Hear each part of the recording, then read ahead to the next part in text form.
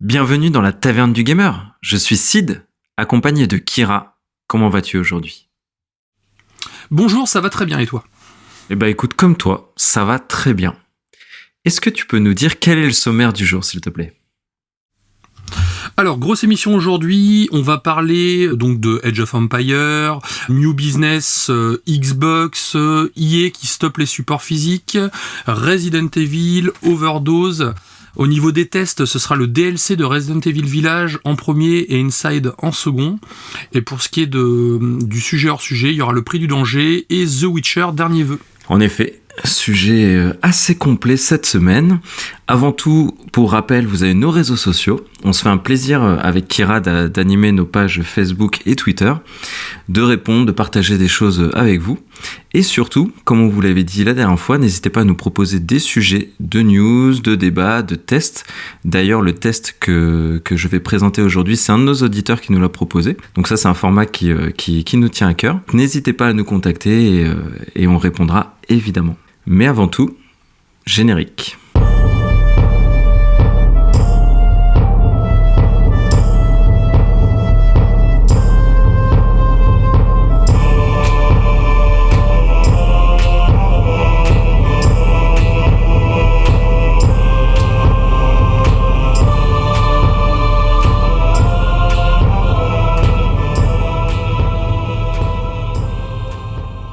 Alors, pour la première news du jour, Age of Empires a 25 ans, bon anniversaire. Joyeux anniversaire. Pour fêter cet anniversaire, donc, Microsoft a décidé de sortir Age of Empires 2 et 4, donc sur Xbox. Ils seront dispo Day One dans le Game Pass. Donc, sorti le 31 janvier 2023 pour le 2 et courant d'année 2023 pour le 4. Ils ont également prévu un remaster d'Age of Mythology, donc qu'ils appellent Age of Mythology Retold, qui sortira donc fin 2023 sur PC, probablement une sortie en simultané sur Xbox. Dans le Game Pass également. Là où c'est intéressant, c'est que le 28 octobre, il y a eu un podcast vidéo, cette fois, de publier, en fait, avec les développeurs, où il y a eu pas mal de petites interviews. C'était plutôt intéressant. Et ils ont montré du gameplay de Age of Empires 2 sur Xbox. Donc, niveau gameplay, ça ressemble à du Halo Wars, concrètement. On appuie sur une gâchette, ce qui permet d'avoir un menu circulaire.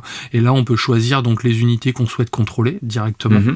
Et la chose intéressante, c'est qu'on pourra brancher un clavier et une souris pour les gens qui veulent jouer au clavier-souris sur leur Xbox. Excellent ça. C'est une petite news qui fait plaisir. Je sais que moi je suis un gros consommateur de Age of Empires.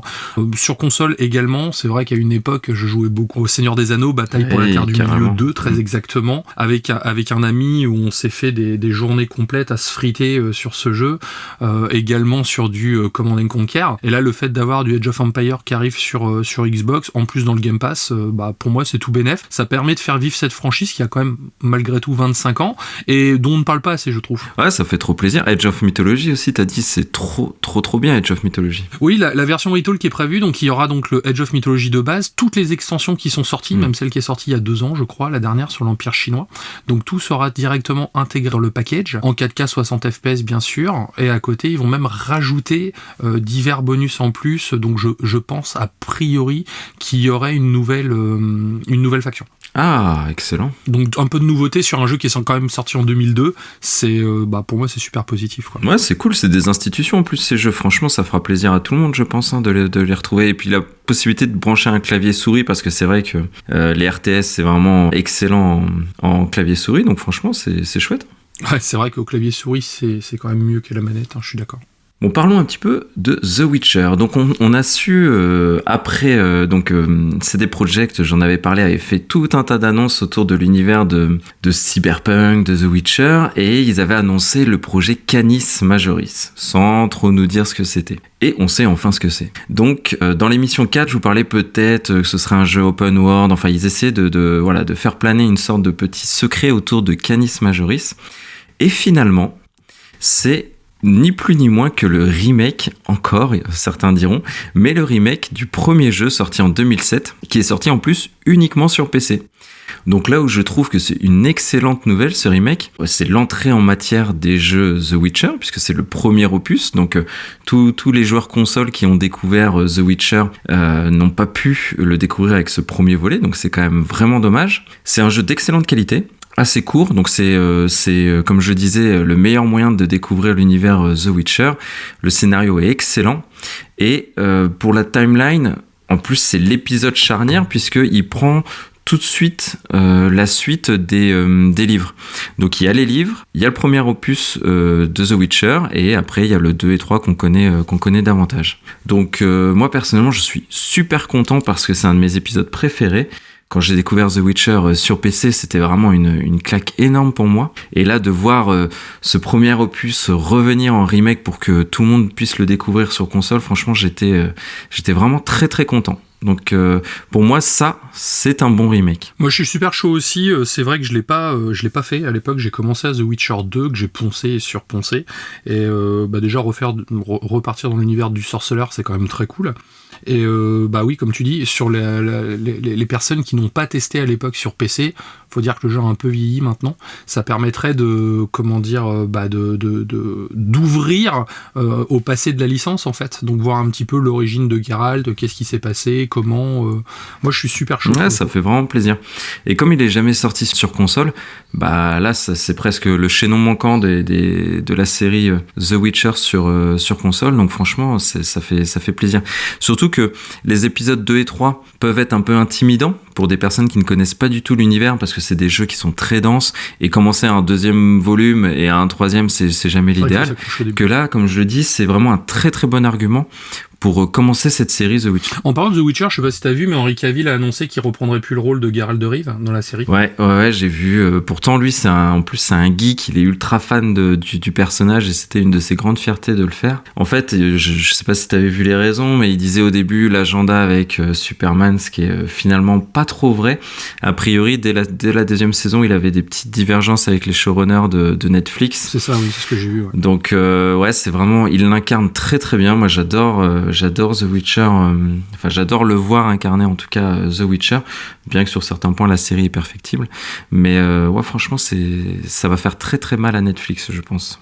Surtout qu'ils ont signé la série pour 2 saisons de plus, donc c'est-à-dire ils ont une saison 4 et 5 en cours avec un nouvel acteur. Là, a priori, il y a d'autres membres du casting principal qui commencent à se barrer aussi, donc qui vont être remplacés. Je pense que ça sent mauvais. Autant faire un spin-off sur un autre personnage, je pense. Ouais, surtout que l'univers, tout le monde ou presque connaît l'univers de The Witcher, mais en tout cas, on suit des sorceleurs, donc des personnes un petit peu génétiquement modifiées avec des potions, etc. pour combattre des monstres. Et justement, il y a plusieurs sorceleurs, il n'y a pas que Geralt. Donc ce serait l'occasion peut-être d'en effet de faire découvrir un autre sorceleur, une histoire un petit peu inédite. Je pense qu'ils doivent un peu surfer là-dessus parce que si vraiment un autre acteur remplace Cavill, ouais, c'est chaud. Ouais, franchement, c'est très compliqué. Et le public risque de s'enfuir. Je veux pas tirer à boulet rouge sur l'acteur choisi, mais c'est vrai que charismatique, il en manque un petit peu. Hein. Je le connais pas du tout, mais Henry Cavill était parfait en fait. C'était il a joué son rôle. Dans Expendable 2 et dans Hunger Games aussi. Voilà. Ok. Bon, écoute, on lui souhaite bon courage quand même. Hein. Ça va être chaud. Ouais, c'est clair. C'est clair. Ça change beaucoup au niveau du sorceleur en ce moment. Alors, Metal Gear Solid 3 Remake, le retour de la rumeur. Concrètement, il y a plus d'un an maintenant, certaines rumeurs indiquaient que Konami plancherait sur un reboot donc de Castlevania, mais aussi et surtout sur un remake du légendaire Metal Gear Solid 3 Snake Eater, qui pour beaucoup est le meilleur, dont moi, le meilleur de la saga. Concernant ce dernier, en fait, les bruits de couloir laissaient entendre que le développement a été confié à Virtuos Montréal, qui est un studio donc qui a déjà fait ses preuves dans tout ce qui est remaster et remake entre autres. Depuis, plus rien.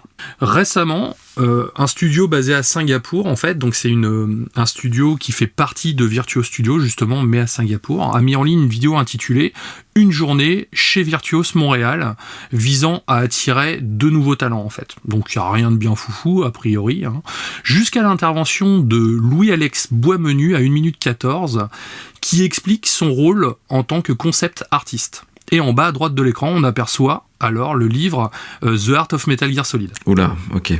Donc, forcément, les fans se sont immédiatement enflammé sur Internet. Normal. Et on fait le rapprochement avec la rumeur de 2021. Et par ailleurs, il y a aussi une page LinkedIn, en fait, d'un ancien du studio Virtuose, donc je vais pas prononcer son nom pour éviter de l'écorcher, clairement, parce que c'est assez compliqué, qui indique qu'il a travaillé sur le remake d'un jeu d'action-aventure d'envergure AAA pour le compte de Konami. Donc on ne sait pas de quoi il s'agit concrètement, peut-être un Castlevania, peut-être le fameux Metal Gear Solid, mais en tout cas, voilà, les rumeurs vont bon train là-dessus, et comme Konami dernièrement décide de relancer ses vieilles franchises, ils le font d'ailleurs très bien avec Silent Hill, pourquoi pas Metal Gear, donc voilà, je voulais souligner un petit peu les réseaux sociaux et l'embrasement autour de ce sujet assez important. Ça rejoint un peu ce qu'on se disait sur les remakes. D'ailleurs, écoutez notre débat si vous l'avez pas fait sur les remakes dans un précédent podcast. Mais c'est vrai que ça a toujours cette faculté quand même de, comme tu l'as dit, embraser la toile ou déchaîner les fans. Enfin, il y a une vraie passion autour des remakes des jeux évidemment cultes. Et Metal Gear Solid 3, ce serait vraiment chouette. Mais après, moi, ce que j'aurais aimé, c'est de commencer peut-être par le 1. Enfin, un remake du 1, enfin, pas les vieux épisodes. Je parle du premier sur PlayStation, ça aurait été cool. En soi, pas forcément, parce que oui, c'est le 3e jeu, mais dans la chronologie, en fait, c'est le premier. Okay. Metal Gear Solid 3 se passe dans les années 60, donc bien avant Metal Gear Solid, et dans Metal Gear Solid 3, on suit Big Boss, et pas Solid Snake, en fait. Donc du coup, au final, c'est le 3e jeu, mais bon, c'est le premier au niveau de la timeline, donc je pense que c'est un choix judicieux pour le coup. Ok, donc ce serait faire recommencer les joueurs peut-être sur une autre timeline du coup. C'est ça. En fait, si tu suis Metal Gear dans sa timeline, tu commences avec Metal Gear 3, après tu vas avoir les Portable Ops, Peace Walker, tu vas avoir Metal Gear Solid 5, ensuite t'as Metal Gear 2 qui était sorti sur MSX, Metal Gear Solid 2 et Metal Gear Solid 4 en fait. Et là, tu as toute la saga chronologique. Ah, intéressant. Non, bah écoute, c'est une bonne approche. À voir si ça se concrétise, ce serait cool. Exactement. Moi, je sais que j'attends avec impatience la sortie d'un nouveau Metal Gear. Bon, là, ça serait un remake, d'accord, mais étant donné qu'en plus c'est mon volet préféré, je suis chaud, quoi. Ah bah. Ouais, c'est clair. Après, Castlevania, je suis chaud aussi. S'il faut un petit remake de Castlevania, moi j'adore cette licence. Qu'as-tu pensé, toi, des Lord of Shadow à l'époque ? Bah j'adore. J'ai toujours trouvé ça très très cool. Certains ont décrié parce que évidemment c'est quand même un changement dans l'habitude où d'habitude c'est de la 2D isométrique où il y a ce côté Metroidvania, et là l'apport en 3D, moi j'avais trouvé ça très très bien. Le personnage il me plaisait. Enfin non, moi je suis chaud, et d'ailleurs ils l'ont remis là dans le PlayStation Plus Premium du coup en rétro gaming, et je l'ai téléchargé direct et j'ai pris du plaisir dessus. C'est vrai que je possède encore les deux, moi, et j'avais beaucoup aimé les deux, même si le 2 est un peu moins bon, mais le 2 était cool aussi, parce qu'il avait le mérite de tenter quelque chose. Bah ouais. Et je comprends pas qu'ils aient pas fait de 3e épisode, car la fin du 2, on appelle clairement un 3e, quoi.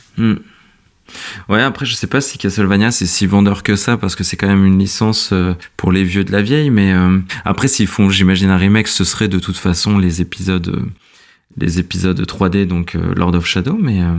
Oui. Mais je prends, franchement, ce serait très cool aussi.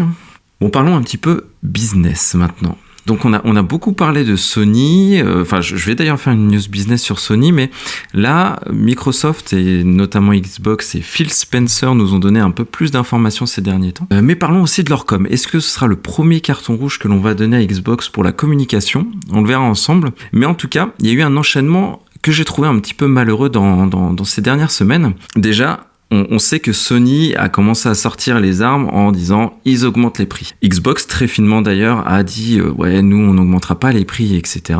Donc ça c'était le premier événement. Donc on a un positionnement d'Xbox qu'on a salué, et on espère qu'ils ne changeront pas leur fusil d'épaule. Tout de suite après, donc je vous fais l'enchaînement, c'est à peu près 6 événements qui se sont faits en peu de temps. Microsoft annonce des résultats exceptionnels. Donc ça je parle vraiment de Microsoft, et notamment sa branche gaming qui a eu une hausse des résultats de 4%, donc ils étaient vraiment très contents. Phil Spencer, pour une fois, donne des chiffres un petit peu plus concrets, parce qu'on sait qu'ils sont toujours un peu frileux de donner des chiffres. Il faut bien le comprendre, quand il y a des revues de presse comme ça, ou quand il y a des chiffres qui sortent, des actualités, ça a tout de suite une très forte incidence sur les cours du marché et des bourses.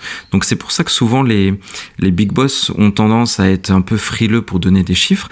Mais là, Phil Spencer dit que le Game Pass commence à être rentable, ou plutôt profitable, il a utilisé ce terme, avec 10-15% des revenus totaux de Microsoft Gaming qui viennent du Game Pass. Donc on peut se dire que voilà, dans l'intégralité de leurs revenus gaming, le Game Pass pèse de 10 à 15% dans l'intégralité de ses revenus, ce qui pour eux est satisfaisant. Moi, j'avais pas trop d'ordre de grandeur, je savais pas si 10 ou 5 ou 10 ou 15 c'était bien, mais eux sont très satisfaits. Et ce que j'ai trouvé cool comme dans la news, enfin dans l'interview, c'est le Game Pass PC qui a eu un bond de 159%. Bon, de base, il n'y avait pas beaucoup d'abonnés sur le Game Pass PC, mais en fait, au fur et à mesure de l'analyse, vous allez voir que ça va être une pierre importante de leur stratégie à Xbox. Donc, ils nous présentaient voilà, des choses qui donnaient envie, qui valorisaient le Game Pass et qui nous faisaient dire que tout se portait bien.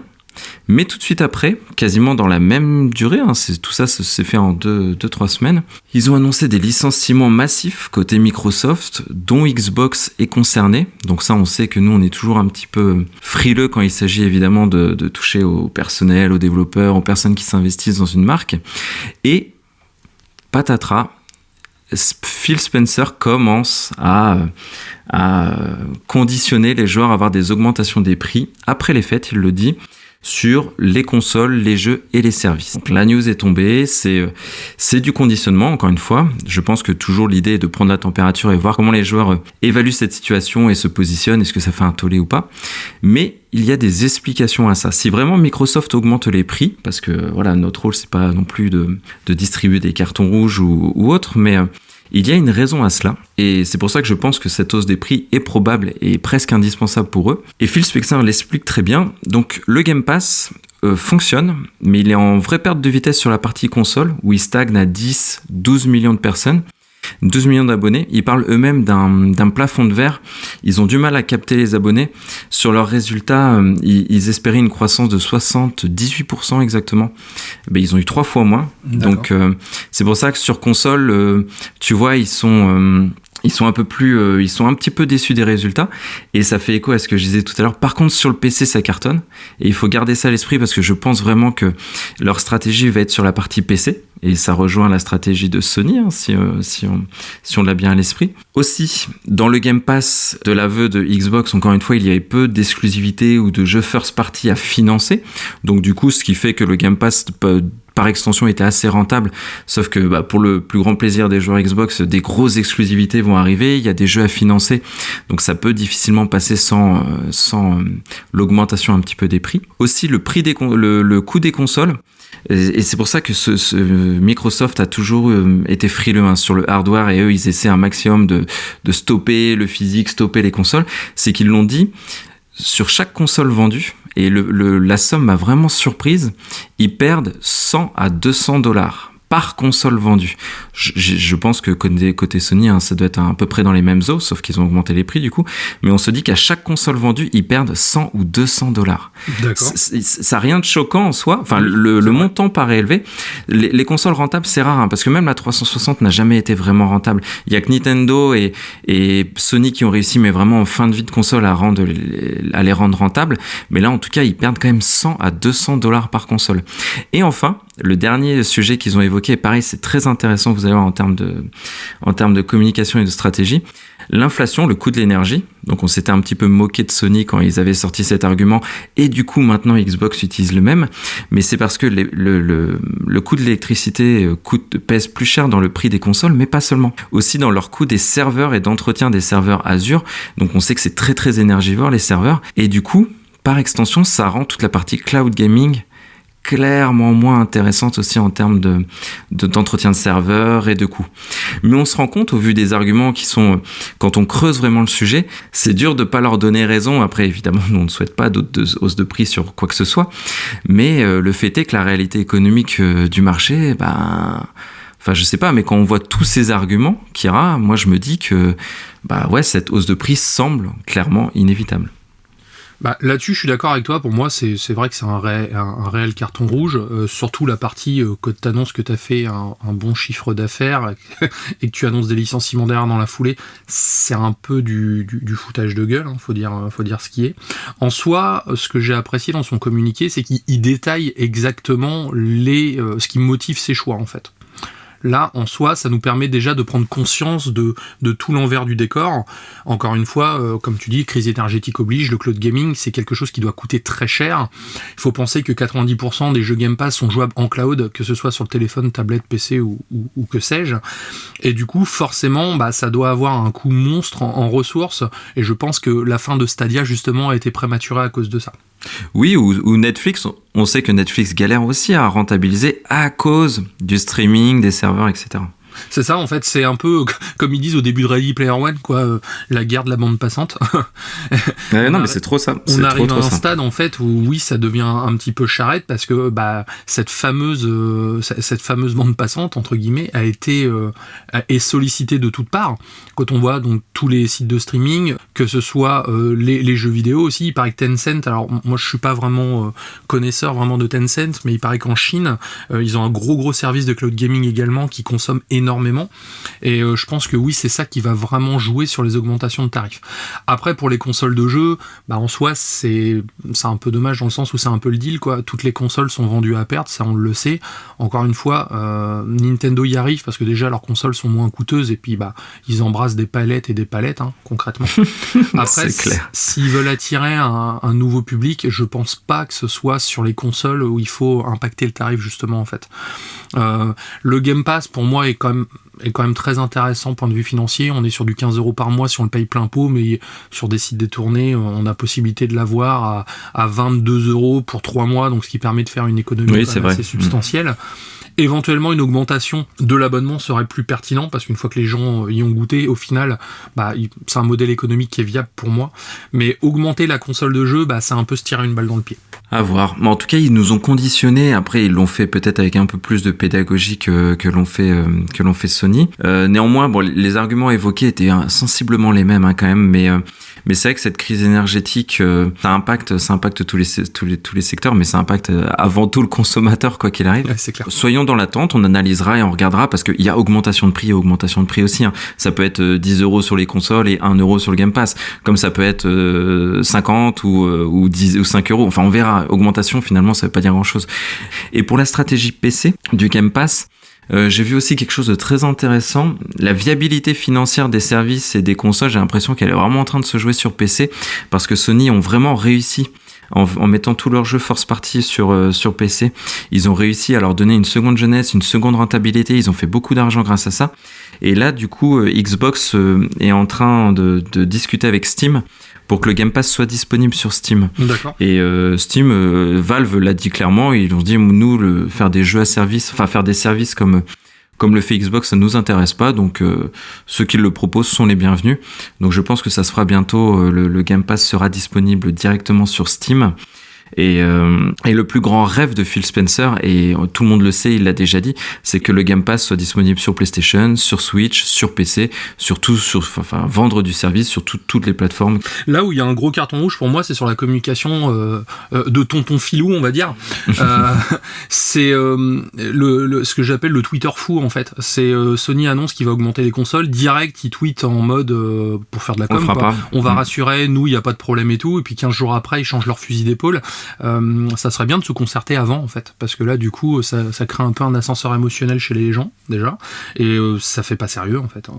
Là-dessus, ouais, c'est quand même un sacré couac de com, quoi. Donc autant pour le coup quand la com est dégueulasse chez Sony, on sait le dire, mais là chez Microsoft là c'est vraiment abusé. Ouais, c'est vrai. Ils sont pour l'instant sur le carton jaune, et on verra si on leur met un carton rouge final selon les montants d'augmentation de prix. Mais oui, c'est vrai que c'est l'enchaînement qui a été très maladroit en peu de temps. Ils se félicitent et ils ont raison de leurs bons résultats. Et en même temps, ils licencient massivement et ils disent finalement, les gars, on va peut-être un petit peu augmenter les prix. Mais on vous aime quand même. Mais bon, voilà, c'est le jeu. C'est un peu sale. Ouais, c'est l'effervescence des réseaux. Tout va très vite, et c'est vrai que je pense d'être agent de com aujourd'hui, ça doit pas être un métier facile. Pour moi. Bon, Fallout. Voilà, ça sera une news un petit peu plus joyeuse. Fallout a 25 ans également. Oh là là, non, il a pas 25 ans, tu rigoles. Si, Fallout fête ses 25 ans, du moins a fêté ses 25 ans au mois d'octobre. Les festivités se sont arrêtées en début de semaine. C'est vrai que ça nous rajeunit pas du tout. Moi, je sais que Fallout est une saga que j'apprécie énormément. Je sais que toi aussi. Oui. Ah oui, on est deux grands fans. Ouais, c'est une saga qui est assez chère dans nos cœurs de gamers. Et donc, pour clôturer les festivités des 25 ans de Fallout, donc il y a eu plusieurs interviews, des vidéos qui montraient un petit peu le développement de Fallout 76, qui est un développement continu, faut dire ce qui est. Mais à côté de ça, ils ont fait une petite annonce. Donc Fallout 4 va sortir dans une version Anniversary l'année prochaine, donc en 2023, sur Next Gen bien sûr et sur PC forcément. Dedans, ils ont annoncé donc une amélioration des performances, donc ça sera de la 4K native bien sûr, 60 FPS sur console, sur Series S également, ça ils ont bien précisé. Ils veulent éviter de se taper une shitstorm comme Gotham Knight. Il y aura des nouveautés issues du Creation Club. Donc pour rappel, le Creation Club, c'est les fans en fait qui ont fait des mods directement, qui sont déjà disponibles sur console, mais qui ne sont pas adoubés par Bethesda. Là, ils seront adoubés et surtout ils seront intégrés au jeu, donc ce qui permettront d'éviter les bugs potentiels. Pour les possesseurs de Fallout 4, ça sera juste un pack Next-Gen en fait, un pack Anniversary directement.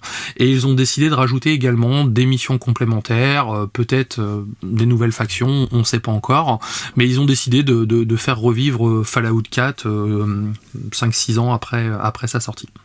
Moi je suis content parce que c'est un jeu que j'apprécie beaucoup. Déjà avec le FPS Boost, on avait quelque chose de beaucoup plus stable, et surtout avec les nouvelles générations de consoles, les temps de chargement étaient quasi nuls, donc ce qui est intéressant. Donc si on peut avoir un petit peu de bonbons sur Fallout 4 en attendant la sortie de Fallout 5, moi je suis pas contre. Ouais, on prend, hein. En plus, ce qui est cool, nous on aime bien ça quand les développeurs continuent à faire vivre leurs jeux qui se sont en plus massivement vendus. Donc, le jeu, beaucoup de joueurs l'ont encore ou l'ont sur, en tout cas dans leur bibliothèque. Et ça fait, on se dit que quand les développeurs font ça, c'est strictement et uniquement dans l'intérêt du joueur, parce que comme tu le dis, c'est gratuit. C'est un jeu qui est Fallout 4 qui est sorti depuis un petit moment, qui a une vraie base fame, et c'est chouette parce que ce jeu revient sur le devant de la scène, et en plus ils peuvent préparer un petit peu leur communauté à voir des nouveaux épisodes arriver, ou peut-être un DLC. Ce serait peut-être pas mal, ce serait le moment peut-être de placer d'ici quelques mois un DLC, je sais pas. Mais en tout cas, faire vivre un jeu qui est sorti il y a un moment, c'est sympa. C'est pas du remake, c'est pas du remaster, c'est une façon différente de faire vivre une licence et de faire rejouer à des jeux un peu plus anciens. Et moi, je trouve que c'est vraiment très très intéressant. Ça fait vraiment plaisir. Oui, puis au final, Fallout 4 est un jeu qui est très apprécié par la communauté en soi. Moi, j'avoue que c'est pas mon préféré. Moi, j'ai quand même une préférence pour Fallout New Vegas, qui est mon Fallout de cœur, on va dire. Toi, je sais que t'es plus sur les anciens, toi, le 1 ouais. Ouais, le 1 et le 2, et même le 3 que j'ai bien aimé en 3D, mais moi je suis plus 1 et j'adore vraiment le 2, ouais. Et au final, c'est Fallout 76 a essayé de créer quelque chose de nouveau, même si c'est vrai que je l'ai pas mal poncé, j'y retourne de temps en temps. Il n'y a pas ce côté aussi immersif que l'était Fallout 4 justement.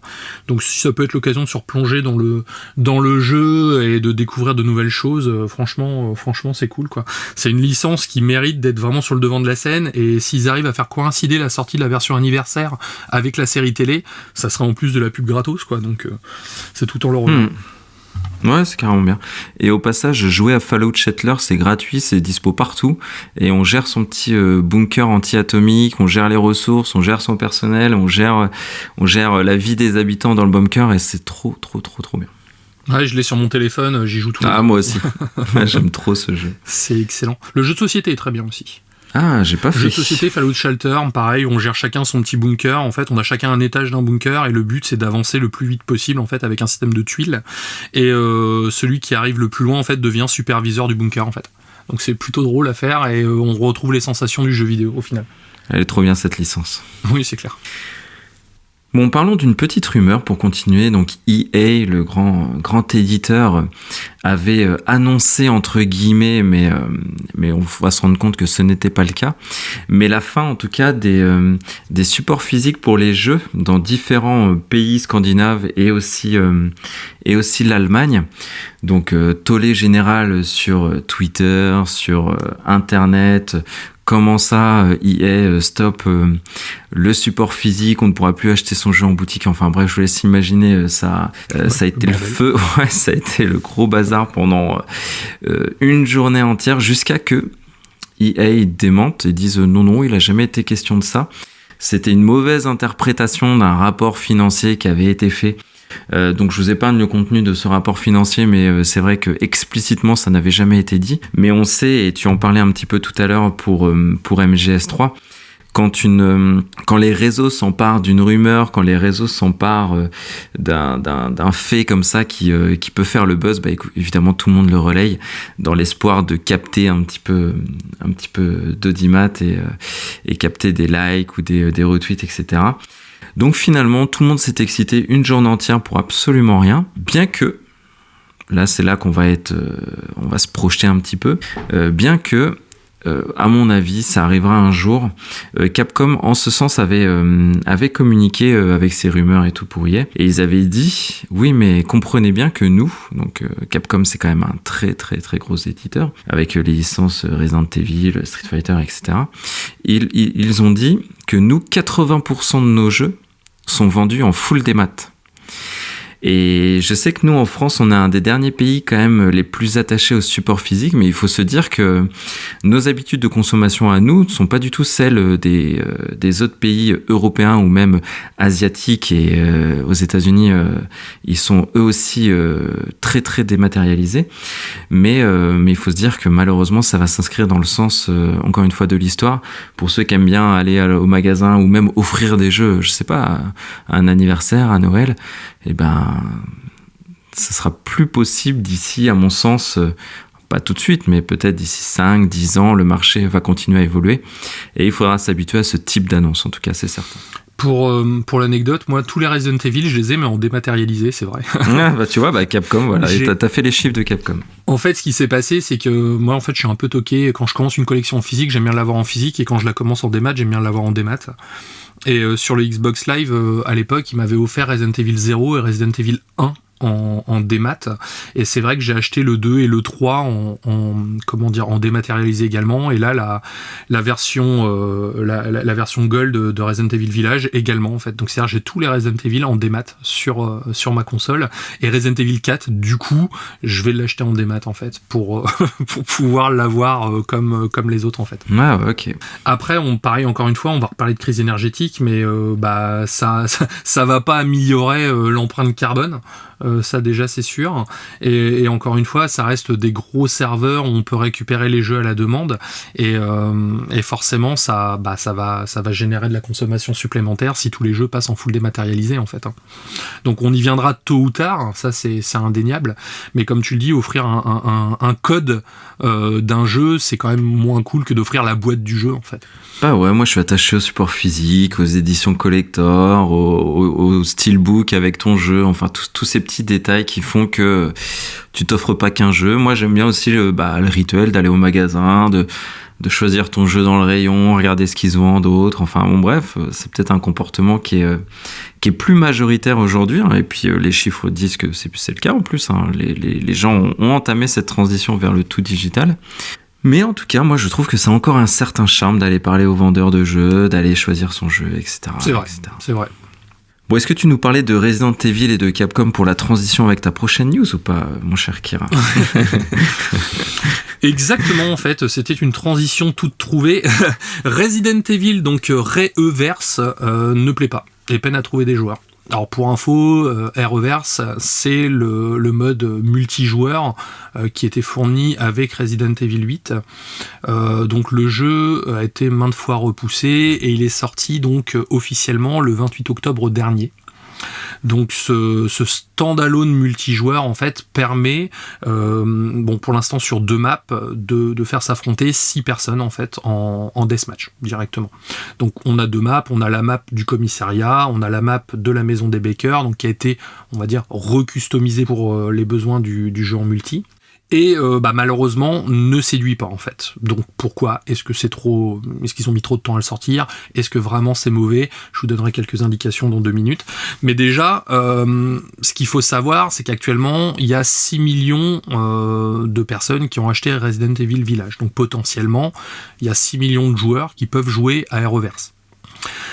Néanmoins, si on se planche sur les chiffres de Steam Charts, donc ça sera uniquement les chiffres Steam bien sûr, mais ça permet déjà d'avoir une tendance, car il faut savoir c'est que le jeu Resident Evil 8 a été le plus joué sur PC que sur console également. Et donc le jeu ne rencontre pas du tout le succès. En gros, depuis la sortie du jeu, il totalise 189 joueurs sur la journée du 3.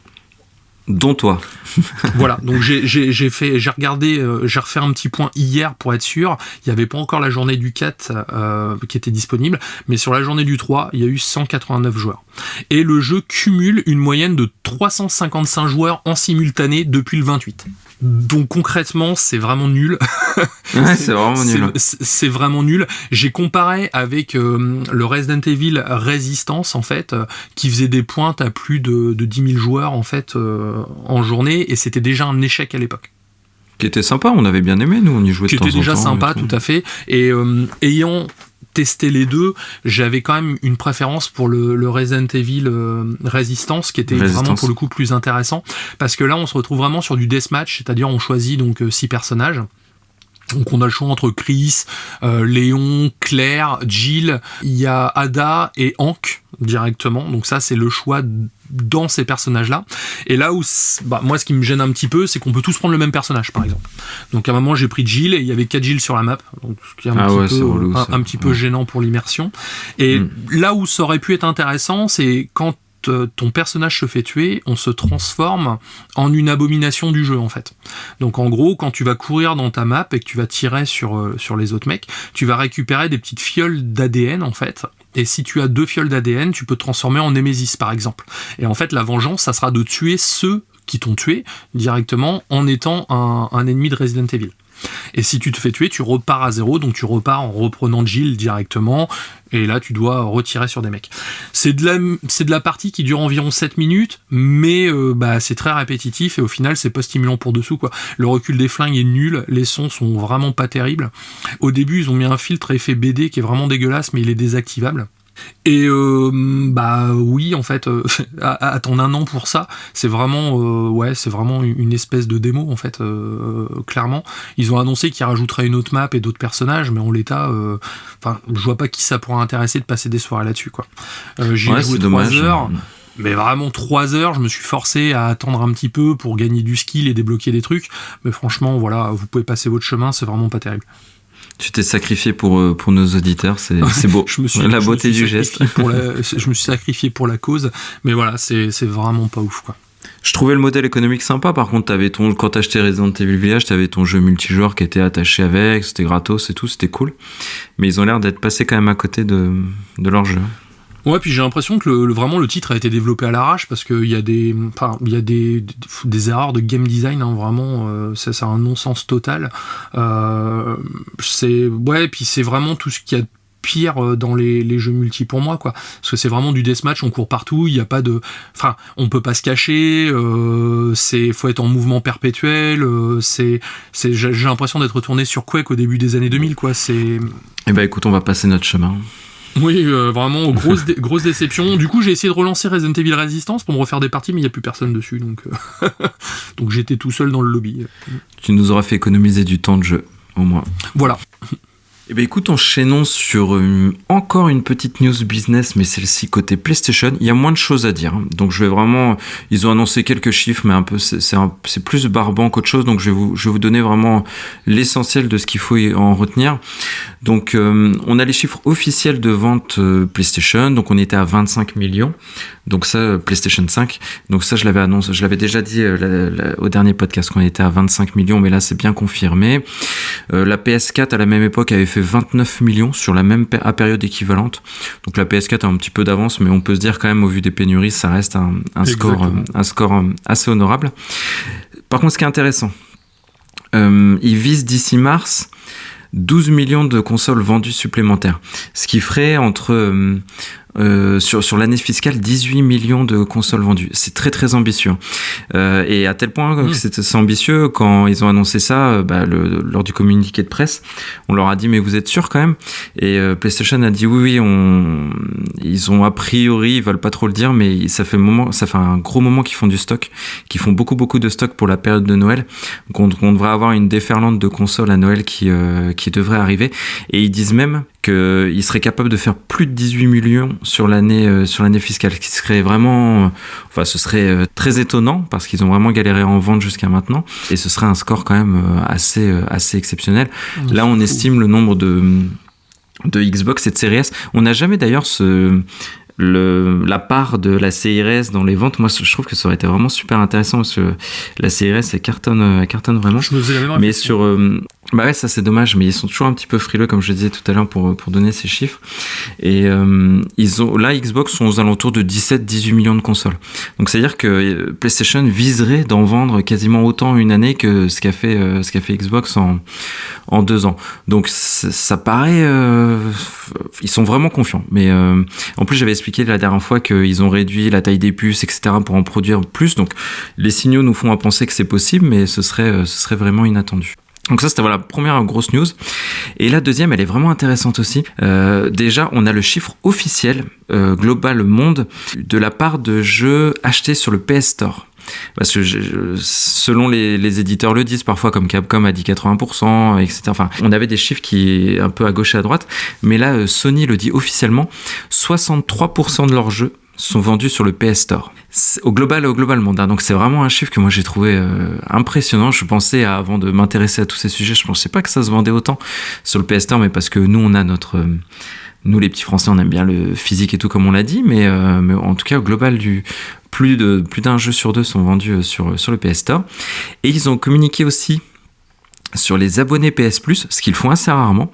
Donc il y a 45 millions d'abonnés PS Plus, quelle que soit la formule de PS Plus.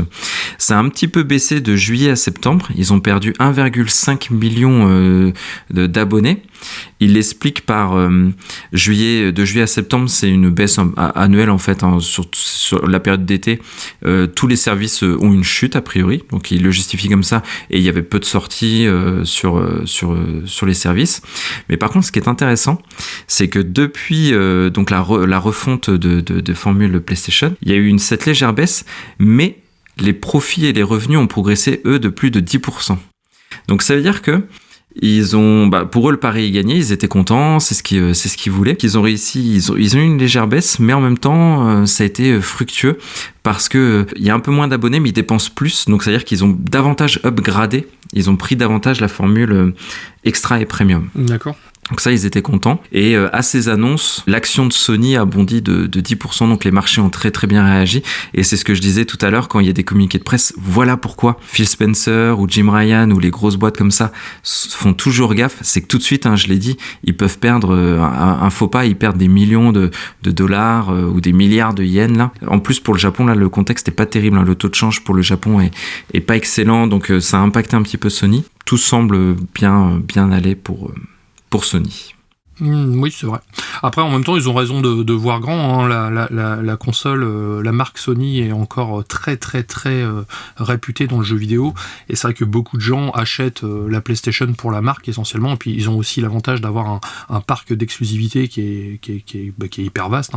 Et c'est vrai que là-dessus, ils ont raison de voir loin. Et je pense qu'ils peuvent les atteindre pour le coup. S'ils ont les consoles, je pense que ça peut passer. Fuite d'une vidéo de gameplay de Overdose, le nouveau jeu de Kojima, entre guillemets. Alors, Hideo Kojima n'a toujours pas officialisé Overdose, mais tout semble le désigner comme son futur jeu vidéo en fait. C'est un jeu d'horreur, a priori. Je sais pas si tu te souviens, c'est cet été en fait, pendant le Summer Game Fest, Tom Anderson avait mis la main sur une vidéo en fait du jeu Overdose en fait, donc il en avait parlé et tout vient confirmer en fait que la vidéo qui vient de tomber sur le net en fait est celle en question celle qu'il avait annoncée à l'époque. C'était le Summer Game Fest, donc je crois que c'était au mois de juin ou juillet, tu vois. Donc c'était il y a quelques mois. Lors de cette vidéo, on peut y apercevoir donc l'actrice Margaret Qualley, en fait, qui incarne Mama dans Death Stranding, ou qui joue la hippie avec Brad Pitt dans Once Upon a Time in Hollywood. Donc elle est vêtue d'une robe bleue et elle déambule dans un endroit obscur à l'aide d'une lampe torche, en fait. Donc typiquement le survival horror. La séquence est courte, elle se termine sur un jumpscare avec un message de game over. C'est filmé par un gars torse-poil sur un écran de télé à l'arrache, donc je l'ai un petit peu regardé. Et juste à la fin de cette vidéo, il y a la mention Hideo Kojima Game. En fait, 3 petits points, Overdose. Donc voilà. Hideo Kojima n'a rien confirmé, Kojima Productions non plus, mais compte tenu des nombreuses rumeurs qui circulent sur les projets à venir de Kojima Productions, il est quand même nécessaire de faire un petit tri en fait. Donc, ouais, je suis d'accord. Pour le moment, on sait qu'Hideo Kojima est rattaché à un jeu cloud gaming en fait en exclusivité Microsoft. Rien n'indique que ce soit ce jeu-là.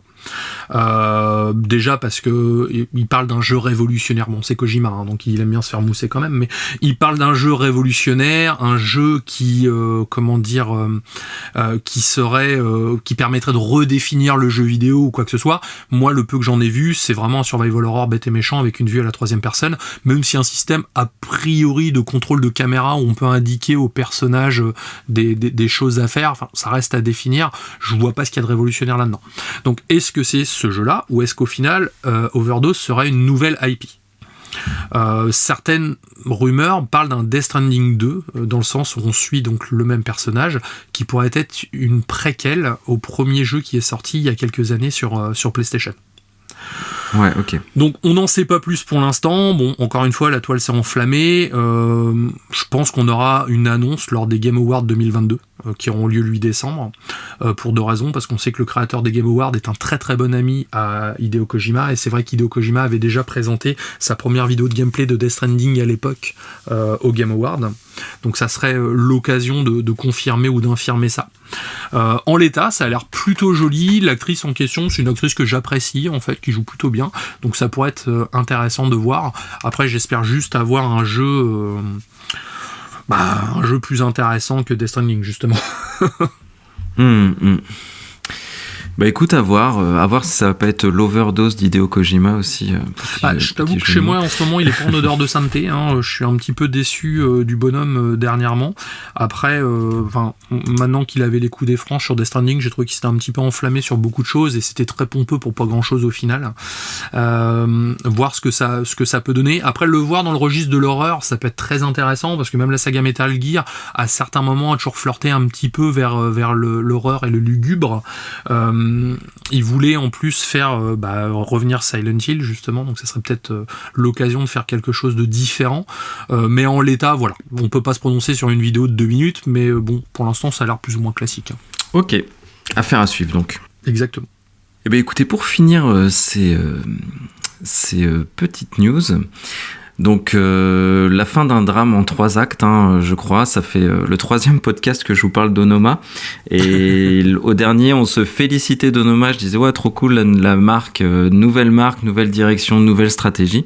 Et ben je vous refais l'historique. Donc Square Enix a vendu sa branche, toutes ses branches occidentales, dont Tomb Raider, dont Hitman, enfin toutes ces grosses licences. Ils les ont revendus à Embracer Group. Donc Embracer Group, on sait, un gros géant de l'industrie du jeu vidéo maintenant. Ils ont renommé une partie de leur studio et ils l'ont renommé Onoma. Donc ça, c'était il y a 2 semaines. Et cette semaine, ils annoncent la fermeture d'Onoma. Donc je pense qu'ils l'ont... le truc a existé... 2 semaines. Franchement, le temps de créer le logo, le temps de dire ouais, trop bien, le truc il existe, terminé. Ils l'ont fermé dans la foulée.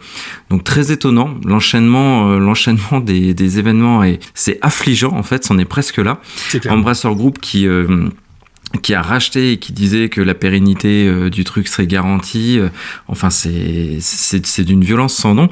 Et le boss qui dit ça, du coup, enfin le boss qui a annoncé ça, dans son communiqué, il dit, je vais le citer, les gars, nous remercions vivement tous les membres de l'équipe. Quand même, on parle de 200 employés pour leur contribution au fil des ans et espérons trouver une solution de réaffectation appropriée pour le plus grand nombre possible. Donc les mecs, ils ont racheté, ils ont renommé, ils ont communiqué autour de ce nouveau nom, cette nouvelle marque, cette nouvelle stratégie, pour au final fermer le truc et dire bon bah les gars, les 200 adviennent que pourra quoi. Enfin, franchement, j'ai trouvé ça d'une violence et donc c'est un peu vénère. Hein. Ah, c'est vénère. Donc déjà, je me devais évidemment de vous en reparler aujourd'hui puisque.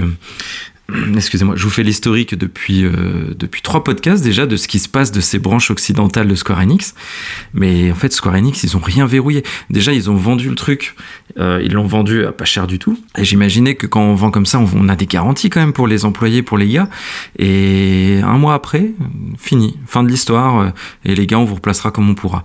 Enfin, franchement, j'ai trouvé que c'était... Là, Embracer Group, ils ont fait, mais je trouve vraiment n'importe quoi. Enfin, c'est grave quand même pour les salariés. Et puis, à quoi bon faire tout ça, au final, créer un logo, créer une marque, annoncer ça en grande pompe, c'est pour la fermer 7 jours après, quoi. Ça n'engage pas du meilleur pour la suite des licences en question, déjà. On a l'impression surtout que ça va être géré de façon purement pragmatique avec des colonnes plus et des colonnes moins, et ça, c'est quand même très dommageable pour on va dire, pour l'art du jeu vidéo, quoi. Ouais, vraiment, là, comme Embracer Group, ils viennent de baisser dans mon estime, mais vraiment énormément. Bon bah écoute mon cher Kira, on clôture cette partie news, hein. C'était assez dense. Et tu voulais nous parler d'un test d'un DLC. Exactement, j'ai fait le test de Resident Evil Village, Les Ombres de Rose, qui est le DLC de Resident Evil Village, donc qui est sorti le 28 octobre également, donc je l'ai pris Day One pour me faire un petit avis par rapport à ça. Déjà je vais faire un petit récap de Resident Evil Village pour commencer. C'est un jeu d'horreur en vue à la première personne, qui maintenant est en vue à la troisième personne également, développé et édité par Capcom. De base, il est sorti le 7 mai 2022, donc il y a plus d'1 an, sur toutes les plateformes, donc également sur Switch en cloud gaming, il faut le préciser. Le jeu se déroule quelques années après les événements de Resident Evil 7. Ethan Winters a retrouvé sa femme Mia et mène avec leur fille Rose, âgée de 6 mois, une existence paisible. Cependant, tout bascule pour la famille lorsque l'agent Chris Redfield et ses hommes font éruption dans la maison. Ils assassinent Mia, enlèvent Rose ainsi qu'Ethan vers une destination inconnue. Quand Ethan reprend conscience, parce qu'entre-temps il a perdu conscience, il se retrouve dans un bourg délabré en Europe, abritant une population en grande partie transformée en monstres. Une famille d'aristocrates des environs, les Dimitrescu, règne sans partage sur les alentours et semble bien déceler des réponses aux maux du village, et d'Ethan bien entendu. Donc ça, c'était le pitch de Resident Evil 8 à l'époque. Donc pour refaire un petit point, le DLC vient avec un mode à la troisième personne, j'ai recommencé Resident Evil 8 justement, j'ai passé toute la partie du village, là je suis arrivé dans le château, et ce qui me choque de jouer à Resident Evil 8 à la troisième personne, c'est qu'il ressemble beaucoup à Resident Evil 4 en fait. Le côté village de l'Europe de l'Est, on a vraiment l'impression d'être sur un Resident Evil 4 remis au goût du jour. Je trouve ça vraiment très très cool au niveau immersion, moi le fait de voir Ethan, et là où c'est intéressant c'est que on voit Ethan de dos mais on voit jamais son visage en fait. Ils ont trouvé une parade toujours pour le cacher. Par exemple quand on tourne la caméra pour essayer de passer devant lui, il va tourner la tête pour qu'on le voit vraiment que de côté en fait. Les cinématiques restent en vue à la première personne, et quand il y a des cinématiques avec Ethan dedans, il est toujours un peu caché, donc on peut avoir le haut du visage de caché, le côté avec son bras. Je trouve ça cool en fait parce que c'est un petit peu le personnage maudit de Resident Evil, parce qu'il faut dire qu'il a pris cher en 2 jeux, hein. Il a eu 2 jeux canoniques en tant que personnage principal. C'est un personnage que je n'appréciais pas spécialement dans Resident Evil 7 mais que j'ai appris à apprécier, et connaissant la finalité de son parcours en fait, c'en est un espèce de martyr de la saga en fait, et le fait de s'obstiner à cacher son visage jusqu'à la fin, je trouve ça très rafraîchissant, ce côté jusqu'au boutiste parce que ça crée une aura autour de ce personnage en fait, le héros inconnu en fait. Et du coup avec la vue à la troisième personne, c'est d'autant plus flagrant parce que on le côtoie, on vit avec lui, on voit son dos en fait, mais jamais on aura l'occasion de voir à quoi il ressemble. Et ça, je trouve ça un peu couillu et très intéressant pour l'immersion. Pour ce qui est des Ombres de Rose, donc il y a 3 chapitres au menu, donc ça se passe 16 ans après les événements de Resident Evil 8, du coup. Rose, la fille d'Ethan, devenue une jeune adulte, souhaite avoir une vie normale et annihiler ses pouvoirs. Je ne vais pas vous expliquer pourquoi, mais il se trouve qu'elle a des pouvoirs. Pour cela, elle entre en lien avec le mutamycète. Donc c'est une espèce de champignon en fait qui est la source de la contamination de Resident Evil 7 du coup et 8 par la même occasion, dans l'espoir d'y trouver un moyen de s'en défaire une bonne fois pour toutes. Au niveau des plus, moi j'ai trouvé Rose très attachante pour le coup. Bon, c'est une gamine de 16 ans, hein, concrètement, donc on peut vite fait tomber dans le syndrome de la gamine relou, ce qui n'est pas le cas. L'histoire est essentielle à Resident Evil 8, donc je vais aussi le mettre un peu dans mes points négatifs, j'étairai un petit peu ça tout à l'heure. Il y a quelques énigmes très typées Resident Evil en fait, ce qui m'a beaucoup plu parce que j'avais l'impression de me retrouver dans le manoir Spencer à un moment, à refaire certaines choses pour pouvoir avancer, et ça pour le côté, pour le fan de Resident Evil, c'est vraiment très très cool parce que c'est ce qui manquait essentiellement à RE7 et aussi à RE8 à certains passages. Là on en a 2-3 qui sont quand même plutôt sympatoches. Et certaines scènes très très flippantes. Il y en a une, sans déconner, j'ai fait des bonds sur mon canapé. On avance dans une maison dans le noir en fait, et on se fait suivre par des mannequins. Et en gros, à chaque fois que le mannequin, on ne le regarde pas, il nous suit en fait. Donc on doit toujours l'avoir dans son champ de vision.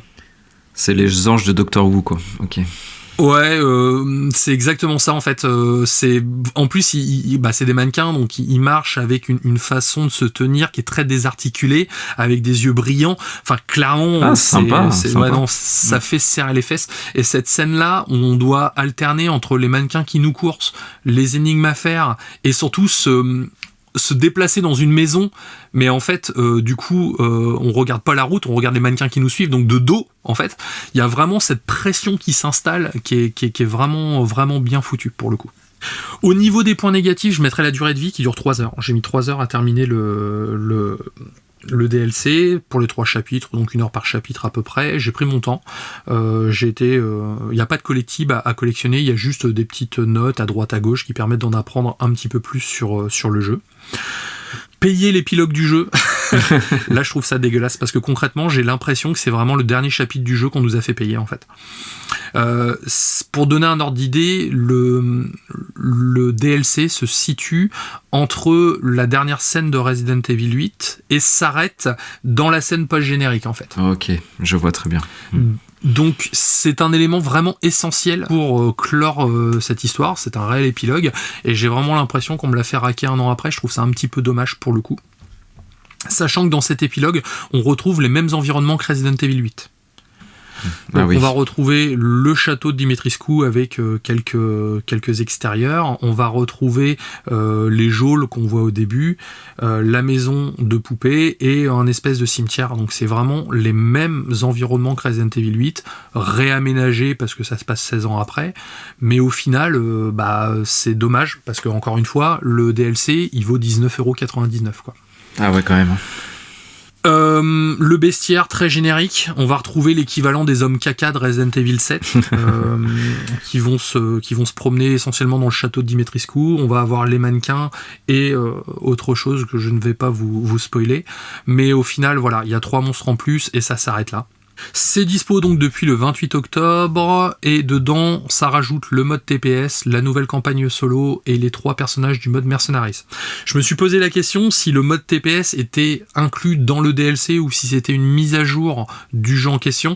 Il est bien inclus dans le DLC, donc c'est-à-dire quelqu'un qui veut se faire Resident Evil 8 en mode TPS devra passer par la case DLC en fait. En l'état, moi j'ai passé un bon moment, je l'ai fini en une après-midi, c'était très cool.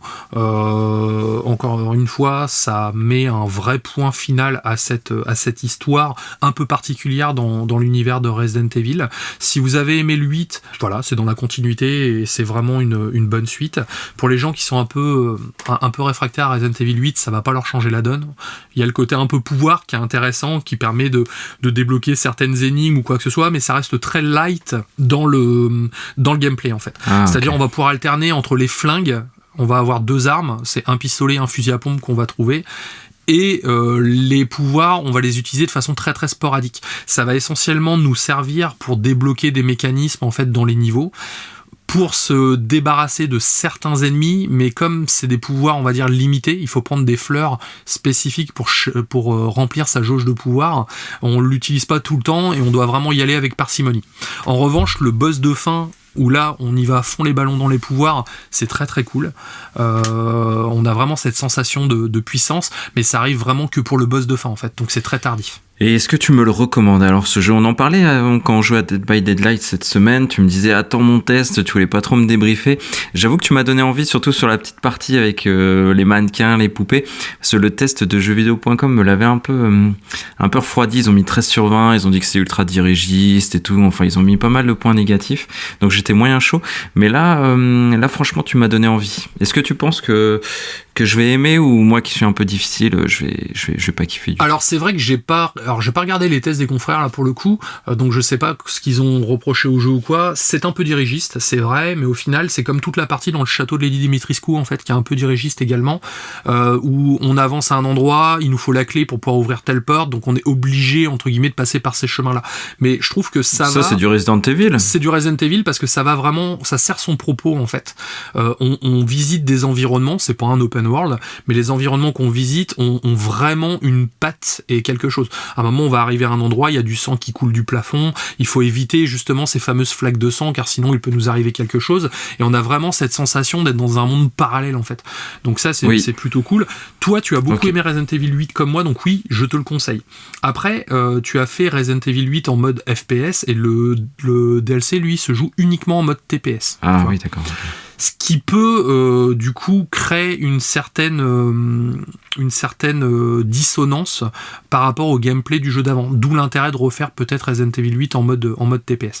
En l'occurrence, par contre, je trouve que pour 19,99€ pour un DLC, c'est peut-être un peu cher, mais le fait que ça rajoute un mode, une campagne solo, 3 personnages en plus, alors il y a un flingue aussi, je crois, que ça rajoute un flingue, la possibilité de sauvegarder dans le jeu de base avec les petits lecteurs de cassettes et non les machines à écrire par exemple, comme dans Resident Evil 7. On peut aussi changer la musique qu'on va trouver dans les lobbies de sauvegarde pour mettre la même musique que dans Resident Evil 7, et du coup on se retrouve avec cette impression d'avoir au final un grand jeu en fait. Tu vois, un grand jeu en incluant 7, 8 et le DLC, c'est vraiment comme si c'était un jeu en 3 actes, tu vois. Ouais. Donc moi je te le conseille parce qu'encore une fois, c'est bon, si on ne sait pas ce qui s'est passé, on s'en fout, mais une fois qu'on a vu ce qui se passe, en fait, c'est essentiel pour moi dans le jeu, quoi. Vraiment d'avoir la finalité de ce personnage-là, l'héritage d'Ethan, au final, le mec qu'on a chié quand même depuis le début, et bah c'est super pertinent, tu vois. Et je pense que là, Resident Evil 9 peut repartir sur autre chose sans problème, pour le coup. Ça marche. Donc oui, je te le conseille. Ok. Après, c'est court, hein. Tu fais ça en une après-midi, ça te prend 3 heures. Il y a quoi ? Il y a 7 ou 8 succès à débloquer, qui sont vraiment très simples à débloquer. Mais après, c'est pareil, si tu l'as platiné ouais, je l'ai platiné. Ouais. Parce qu'en fait, ça va te rajouter les succès à Resident Evil 8, tu vois. C'est pas des succès à part. D'accord, ok. Ah bah c'est cool. Donc du coup, là si tu regardes Resident Evil 8, je pense qu'il te manque 7 succès du coup. Ah ok, ouais, je regarderai. Bah, après je le ferai certainement, c'est juste les 19€, franchement... Je pense que je vais, tu vois, 14,99 ce sera mon prix psychologique. Tu vois, quand il sera en dessous des 15€, j'irai. Là, c'est vrai que moi, je suis passé à la caisse. Bah, encore une fois, le mode TPS, hein, ça c'était pour moi essentiel. Tu l'attendais, pour Resident Evil. Je suis très réfractaire au mode FPS des Resident Evil parce que j'ai l'impression que le perso se traîne vraiment. Quand tu compares à Alien Isolation où t'as Amanda Ripley qui peut se mettre accroupi, qui peut regarder à côté des caisses, qui est plus agile, on va dire. J'avais vraiment l'impression qu'Ethan c'était un 36 tonnes en fait, et ça se ressent moins en mode TPS pour le coup. Et bah oui, puis encore une fois, avoir une petite campagne en plus, moi ça m'a quand même, malgré tout, ça m'a beaucoup plu, et je suis pas déçu d'être passé à la caisse, tu vois. Bon bah c'est une recommandation de ta part alors. Exactement. C'est pas, clairement c'est pas un chef-d'œuvre, mais bon voilà, pour moi c'est un passage obligé. Très bien. Ok. Bon bah écoute, je vais enchaîner sur mon test. Donc comme je le disais, un test proposé par un auditeur qui quand même, je sais pas s'il m'en veut ou pas, mais c'est pas un test facile. Tester Inside, ce jeu c'est un ovni. Mais tout de suite, je le dis, ça a été une très bonne recommandation, donc je le remercie. Donc Inside, qu'est-ce que c'est ? Donc déjà, c'est un jeu sorti en 2016, en juin 2016, édité par Playdead. Donc Playdead, c'est un petit studio danois, enfin petit, je dis petit, les gars, ils sont 50 quand même, et à qui on doit le jeu Limbo. Donc pour ceux qui se rappellent de Limbo, c'était un jeu, enfin pour ceux qui se rappellent pas plutôt, c'était un jeu indépendant où entièrement en noir et blanc, où on suivait un petit garçon qui traversait des énigmes, un puzzle game, etc. avec très très basé sur l'ambiance. Donc il avait fait un petit buzz. Ça, Inside, enfin un gros buzz d'ailleurs, et ça, Inside, c'est leur deuxième jeu. Ils en sont qu'à 2, Limbo et Inside. C'est dispo sur toutes les plateformes. C'est gratuit en ce moment sur le PS Plus. Ça l'est peut-être sur le Game Pass, je pense. Non, Kira, c'est aussi dispo sur le Game Pass. Oui, il est sur Game Pass celui-ci. Et si vraiment vous n'êtes pas abonné à ces services, je crois qu'il était à 3 € ou 4 €. Donc vraiment, jusque-là, vous n'avez aucune excuse pour passer à côté. Mais je vais vous expliquer qu'est-ce que c'est du coup comme jeu. Donc c'est un jeu de plateforme, réflexion, puzzle game, énigme, divisé en une 60aine de tableaux. En fait, on arrive dans une micro-zone, il y en a 60 comme ça, et chacune ont leur petite mécanique, leur petite énigme pour passer à la zone suivante, etc. En gros, on se déplace de gauche à droite, horizontal, défilement horizontal. On se déplace de gauche à droite, on saute et il y a un bouton action. Donc vous voyez, même dans l'approche, dans le gameplay, c'est vraiment tout public. C'est tout bête, mais efficace. Attention, le jeu est très bien calibré d'un point de vue gameplay. Et l'histoire, donc c'est là que je dois en révéler assez pour vous donner envie, mais pas trop pour pas vous gâcher l'expérience. Donc on joue un jeune adolescent qui a pas de visage, c'est assez troublant, il a pas de visage, il ne parle pas, et en fait il tente de fuir à ses oppresseurs. Donc dès le début, en fait, c'est une course-poursuite. Et ça va être un petit peu une course-poursuite tout au long de l'aventure. Les oppresseurs étant une entreprise, un gouvernement, des membres d'un laboratoire, bon bref, ça vous le découvrirez au travers de l'aventure. Mais en tout cas, pourquoi il fuit, qui il est, qui ils sont, ça va vraiment être un petit peu tout le fondement de votre expérience de jeu. Donc je n'en dirai pas plus. Et donc toute la narration se base exclusivement sur les décors, sur l'ambiance, sur la musique. Comme j'ai dit, il n'y a pas de dialogue, il n'y a pas de texte à lire. C'est vraiment c'est votre sens de l'observation qui vous fera comprendre dans quel environnement vous jouez et dans quel but et contre qui vous jouez. Donc on voit notre personnage au premier plan et c'est cette profondeur de champ, c'est ce que vous voyez en arrière-plan qui va vous raconter une histoire en fait. Et c'est extrêmement malin d'avoir fait ça. Et donc l'univers, on est dans une dystopie, donc dans un futur alternatif futuriste, post-apocalyptique et avec un attrait quand même sur l'esclavage. C'est les thèmes forts, c'est ça. C'est la dystopie, c'est un petit peu de futurisme mais en restant dans une certaine cohérence de notre époque et un monde post-apocalyptique sans vous en dire davantage. C'est très noir au sens propre comme au figuré. C'est très noir au sens propre, exactement. C'est assez oppressant. Alors pourquoi j'ai aimé le jeu ? Donc attendez-vous à ce que la liste soit assez longue parce que c'est un excellent jeu. Donc déjà, j'ai aimé la narration par l'ambiance. Moi, je suis assez extrême quand mon rapport à la narration dans le jeu vidéo.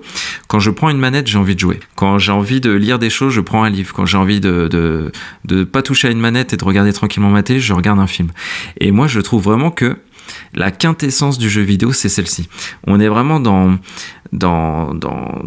l'art quand le jeu vidéo, il te raconte une histoire, il t'emmène dans un univers, il te fait vivre vraiment l'histoire avec passion quand tout se passe par le gameplay, parce que c'est ça l'intérêt du jeu vidéo, c'est aussi de jouer, d'avoir une interaction avec notre personnage à l'écran, et c'est ce que j'aime énormément dans le jeu vidéo, et ça, Inside le fait très très bien. On fait que de jouer du début à la fin, mais à chaque fois qu'on joue, le jeu nous raconte une histoire, et il la raconte très très bien. Et comme tu le disais, donc c'est de la narration par l'ambiance, et quelle ambiance! C'est sombre, c'est oppressant, c'est mystérieux. Il y a des méga structures, donc on est dans des environnements où on voit des bâtiments gigantesques, et ça me parle beaucoup. Ça me fait penser beaucoup au manga Blame que j'idolâtre. J'adore aussi. Donc vraiment, l'ambiance et la narration est exceptionnelle. Et je pèse mes mots parce que je suis en plus exigeant sur le sujet, donc croyez-moi, c'est très très bien. La difficulté, elle est extrêmement bien dosée. Limbo a fini par me frustrer parce que franchement, c'était difficile pour être difficile, c'était mal équilibré, je trouve la difficulté surtout à la fin. Là, c'est du puzzle game, c'est de l'énigme, mais franchement, n'ayez aucune appréhension à prendre le jeu. Tout le monde va y arriver. C'est de la difficulté qui est jamais frustrante. On comprend tout de suite ce que l'on doit faire, mais pas comment le faire. C'est ça l'intérêt des énigmes. Mais tout de suite, on comprend ce qu'on attend de nous. Et en ça, c'est très très bien fait. Le rythme des énigmes s'enchaîne bien, il y a des petites phases d'action quand on se fait poursuivre, il y a des phases de réflexion qui sont plus posées, et la musique accompagne ça d'ailleurs. Quand on sait que là on est en face d'un vrai casse-tête, le rythme est plus posé, vous n'êtes pas mis sous pression. Quand c'est une phase un peu plus d'action, vous avez la musique qui s'enchaîne et tout. Donc le rythme du jeu est parfaitement équilibré, et ils ont tiré leur enseignement des défauts de Limbo, leur ancien jeu. Sachant que le jeu met 4 heures à être fini. Donc le rythme sur un jeu de 4 heures, il est très important pour être vraiment accroché du début à la fin. Donc comme je l'ai dit, c'est à la portée de tous. J'insiste beaucoup là-dessus parce que Limbo a quand même traumatisé des gens. Je pense que là franchement, tout le monde peut le faire. D'ailleurs, il y a une petite référence à Limbo pour ceux qui ont fait le jeu et qui le verront dans Inside. Et autre point très positif dont je ne peux pas trop parler parce que je vous gâcherai le plaisir, c'est la fin. C'est la fin. J'étais déjà en train d'expliquer pourquoi la fin est exceptionnelle, parce que je ne dois absolument pas le faire. Donc la fin est très très bien. C'est d'une intelligence folle en termes d'écriture. Peu de gens le savent, mais il y a une fin alternative qui est tout aussi exceptionnelle, voire plus. Et ça va être mon point négatif, vous allez voir pourquoi. Et il y a une vraie rejouabilité. Donc certains vont être étonnés s'ils ont fait le jeu, mais pourquoi le refaire ? Il y a un intérêt et il est au travers de cette fin alternative. Et donc mon seul point négatif, et il n'y en a aucun autre à part celle-ci, c'est que la fin, cette deuxième fin, cette fin un petit peu cachée, enfin complètement cachée et secrète, en fait elle est juste incroyable parce qu'elle donne du sens à beaucoup de choses, sauf que beaucoup de joueurs vont passer à côté. Et je pense que c'est quand même passer à côté d'une vraie part du scénario, Enfin, c'est passé à côté d'un message très très très fort qui explique un petit peu le jeu. Donc cette fin, elle est exceptionnelle, elle est cachée, elle est secrète, et c'est logique aussi pourquoi elle l'est. Mais par contre, malheureusement, beaucoup de gens vont passer à côté. Donc voilà, je vous ai dit l'essentiel, donc je vais conclure en vous expliquant pourquoi il faut absolument le faire. D'ailleurs, vous avez vu, je suis beaucoup d'éloges auprès de ce jeu. J'ai conquis. Ouais, complètement. Et je suis pas le seul. Jeuxvideo.com a mis 19 sur 20, Gamecult a mis 8, Gameblog a mis 10 sur 10, Jeuxactu 18 sur 20.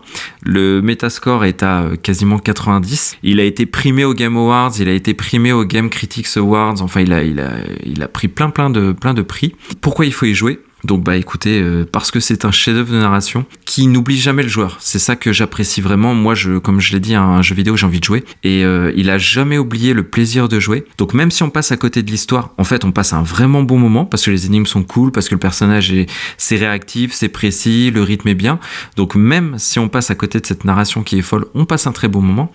Et par contre, si comme moi, on est conquis par cette histoire, ce que je propose, là on se retrouve en face d'un jeu qui est bouleversant, touchant, il m'a marqué, et en plus il se paye même le luxe de nous faire poser des questions sur notre propre existence. Enfin, j'ai trouvé vraiment que c'était un jeu exceptionnel. Donc si comme moi vous l'avez fait, je suis dispo, on est dispo avec Kira pour discuter des interprétations, de qu'est-ce qui se cache derrière la fin, la deuxième fin, enfin tout ça, on est évidemment dispo pour partager avec vous autour de ce vrai chef-d'œuvre qui est Inside. Exactement. Et tu l'as fait toi aussi, je crois, Kira. Ouais, je l'ai fait à sa sortie. J'ai beaucoup aimé aussi ce jeu, qui est très glauque. Hein. Comme je disais tout à l'heure, faut pas être dépressif quand on y joue. Ouais, c'est glauque. Mais ouais, il y a une petite vibe un peu 1984, les jeux un peu comme ça, oppressifs sous dictature et tout. C'est ouais, j'ai vraiment apprécié le faire également. Donc on recommande chaudement Exactement. ce petit jeu Inside. Il coûte pas cher, il est dispo à peu près partout, il dure 4 heures. Bon mon cher Kira, je vais te laisser un petit peu la parole pour un petit peu d'auto-promo, hein. Je crois que c'est important aussi de dire ce qu'on fait et où vous pouvez nous retrouver. Alors vous pouvez nous retrouver donc sur Facebook, la Taverne du Gamer, sur Twitter également. Bien sûr, on a notre chaîne YouTube et toutes les applications de podcast sur lesquelles vous pouvez retrouver tous nos contenus. On met à jour régulièrement avec des news, avec des petites photos pour illustrer, des choses comme ça, ce qui permet de communiquer avec vous, tout simplement. N'hésitez pas à continuer à nous envoyer des messages quand c'est comme ça, on y répond très rapidement. Sujet hors sujet ? Sujet hors sujet. Kira, le prix du danger que je ne connais pas du tout en plus. Donc là, tu vas me faire découvrir quelque chose. Alors, le prix du danger, tout à fait. Alors, le prix du danger, qu'est-ce que c'est ? Donc, c'est un film d'anticipation français, réalisé par Yves Boisset, et il est sorti en 1983. Donc c'est une satire envers les médias télévisés préfigurant de la télé-réalité. Je vais t'expliquer pourquoi, mais tu vas vite comprendre. Le scénario, pour le coup, est très cynique et c'est basé sur la nouvelle de Robert Sheckley, en fait, qui est sortie de nombreuses décennies avant. De mémoire, elle est sortie en 1958, je crois. Donc en gros, on va se retrouver avec un film qui va traiter de la télé-réalité avant même que la télé-réalité n'existe. Donc ce qui est assez marrant, un peu comme Soleil Vert, le film est très très en avance sur son temps, pour le coup. C'est un pamphlet social où l'avenir des jeux télévisés est un retour à la cruauté de l'antiquité décadente. Le film est donc une critique directe des producteurs de jeux télévisés, de la publicité et des médias de manière générale. Donc le rôle principal est donc tenu par Gérard Lanvin, qui est un acteur que tu apprécies beaucoup. Oui. C'est un de ses tout premiers rôles, il n'était pas connu, il était tout jeuneau dans le film à l'époque. À la base, ça devait être Patrick Dower qui devait jouer dans le film, mais il s'est suicidé en fait quelques mois avant le début du tournage, et Gérard Lanvin a été un petit peu, on va dire, pris à l'arrache dans ce film, mais il donne tout ce qu'il a en fait, et c'est clairement pour moi une des cautions du film en fait, hein, c'est le casting. Au niveau du synopsis, donc ça se passe dans un futur proche. Un jeu télévisé intitulé Le Prix du danger fait fureur. Les règles sont simples. Un homme doit parvenir à rejoindre un endroit secret en échappant à 5 trackers chargés de le tuer. Si le candidat gagne, il se voit attribuer la somme d'1 million $, ce qui n'est encore jamais arrivé. À chaque fois, les gens ils se font buter avant. Le tout se déroule en pleine ville, filmé et retranscrit en direct sur la chaîne de télévision via des procédés de l'époque. Donc c'est marrant, c'est que tu vois des hélicos avec des caméramans, des motards, pareil, avec les caméramans derrière. Ça m'a un peu fait penser à la carte au trésor, tu sais, l'émission qui passe sur France 3, là. Je sais pas si elle passe toujours, d'ailleurs. C'est un peu le même principe, en fait, mais version, ils doivent zigouiller un mec. Donc tu suis François Jacquemart, Gérard Lanvin, un jeune chômeur qui veut sortir de son quotidien morose, et malgré les réticences de sa compagne, il décide de participer au jeu. Donc en fait, il va signer un contrat pour dire « Ok, j'accepte de me faire tuer. Si jamais je survis, je gagne donc ces fameux 1 million. » En fait, c'est là que c'est bien foutu, en fait, c'est que le jeu, dans la diégèse du film, en fait, profite d'une loi sur l'euthanasie et l'aide au suicide, tu vois. En fait, quand tu signes ton contrat, ça dit qu'en gros, ces 5 mecs qui vont te buter, ils t'aident à te suicider parce que t'as envie de te suicider, tu vois. Okay. On va retrouver Bruno Kremer en patron de chaîne qui est vraiment terrifiant pour le coup.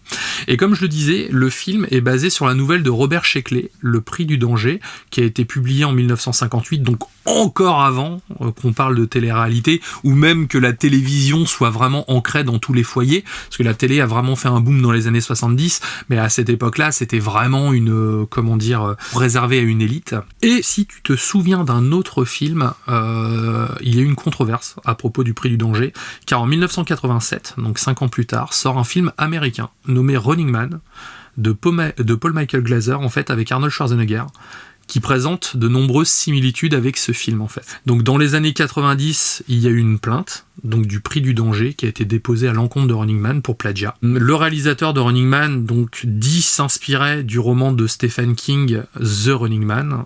Au final, il a pris le nom et quelques éléments, mais c'est vrai que quand on regarde les deux films, il y a quand même beaucoup de similitudes pour le coup. Et ils remportent leur procès en fait. Donc au bout de nombreuses années, ils ont gagné 150 000 € de dédommagement en fait pour plagiat.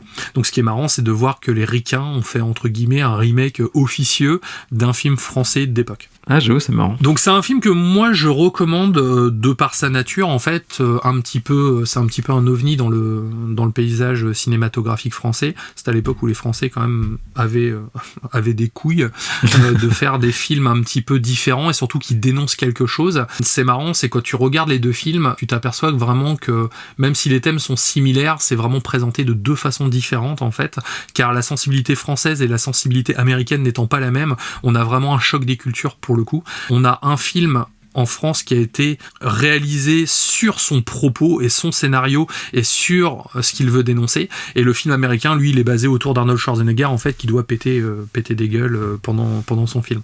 Au final tout ce qui est environnement, tout ce qui est histoire, tout ce que dénonce le film français, c'est juste dans le film américain une excuse et un propos en fait pour valoriser Arnold Schwarzenegger. Donc moi je te le conseille, c'est vraiment intéressant, la fin est assez glaçante, il y a pas mal de bonnes idées et surtout de voir un petit peu comment se comportent les gens dans cette Europe futuriste des années 80 envers cette personne qui participe à cette émission qui passe partout, sur écran géant, à la télévision, où les gens sont vraiment fascinés par cette chose-là. Et voilà, c'est un film que j'ai connu vraiment sur le tard, suite à justement à cette accusation de plagiat, et je voulais en parler parce que c'est un film que j'apprécie beaucoup.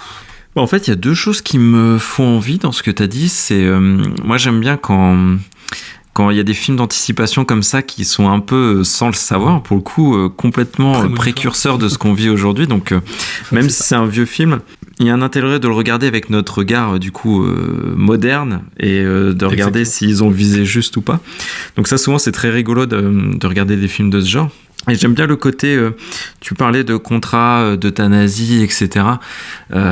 C'est presque du meurtre organisé qui est légalisé, si je comprends bien, par des lois et le gouvernement. Et ça fait écho, bon, peut-être que ça n'a absolument rien à voir, hein, mais c'est juste que ça a fait écho chez moi à Battle Royale, où ils ont aussi autorisé et légalisé ce massacre de masse sous couvert d'une loi et pour réprimer un peu la population qui devient ultra violente. Donc ça a fait écho, tu vois, chez moi un petit peu à Battle Royale, et ouais, je te dis, j'aime bien les films d'anticipation comme ça, donc écoute, maintenant il va falloir que tu me le prêtes, quoi.